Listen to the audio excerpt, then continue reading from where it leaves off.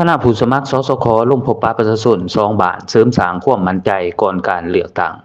วันที่17กุมภาพันธ์ปี2026ที่ผ่านมานี้คณะผู้รับสมัครเลือกตั้งเป็นสมาชิกสภาประชาชนแขวงสุทธิหาประจำเขตเลือกตั้งเมืองปทุมพรได้ลงเคลื่อนไหวโฆษณาหาเสียงและพบปะพ่อแม่ประชาชนอยู่บ้านหัวดอนแดงและบ้านสีจันโท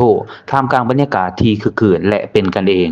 คณะผู้สมัครนำโดยทานสมจิตแพงสวัสดิ์กรรมการพรรคแขวงเลขาคณะบริหารงานพรรคเมืองหัวหน้าคณะผู้สมัครประจำเขตเลือกตั้งเมืองปทุมพรนำเบอร์1พร้อมด้วยบรรดาผู้สมัครในคณะ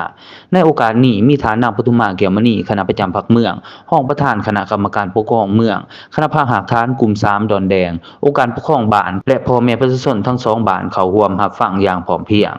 ในการพบปะครั้งนี้ผู้มีสิทธิ์ปอนบัตรเลือกตั้งและรับฟังการนำเสนอประวัติหย่อของผู้สมัครทั้งผู้สมัครสสสสุดที่10และผู้สมัครสสคสุดที่5จากนั้นบรรดาผู้สมัครสสคก็ได้ขึ้นกล่าวเสนอตัวพร้อมทั้งนำเสนอวิสัยทัศน์แนวทางการเฮ็ดเวียกและความมุ่งมั่นในการเป็นตัวแทนสะท้อนเสียงและปกป้องสิทธิผลประโยชน์อันชอบธรรมของประชาชนพร้อมนี้พ่อแม่ประชาชนก็ได้แลกเปลี่ยนความเห็นเสนอปัญหาและความห่วงใยต่างๆต่อผู้สมัครอย่างเปิดเผยเพื่อให้นำไปพิจารณาในการกำหนดแนวทางเฮ็ดเวียกในอนาคตเฮ็ดให้บรรยากาศการพบปะเป็นไปอย่างฟดฟืดและสร้างความใกล้ชิดระหว่างผู้สมัครกับประชาชน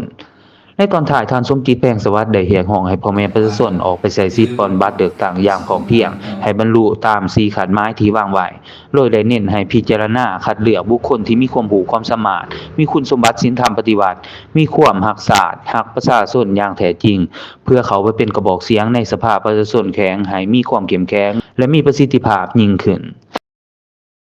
สนับสนุนโดยสมุนไพรมัดใจผัวดื่มดีมีแต่คนถักสูตรฟิตกระสับช่วยให้น้องสาวสะอาดฟื้นฟูความมั่นใจให้แก่ผู้หญิงชีวิตคู่มีความสุขโทร020-591-603084ห้างคำแดงโมบายห้างโทรศัพท์มือถือครบวงจรบ้านข้างแบง48เมืองปทุมพรแจ้งเกิดประสาทโทร020-979-7663บริษัทลาโกการเงินมีปัญหาปรึกษาเลยฟรี020-983-2838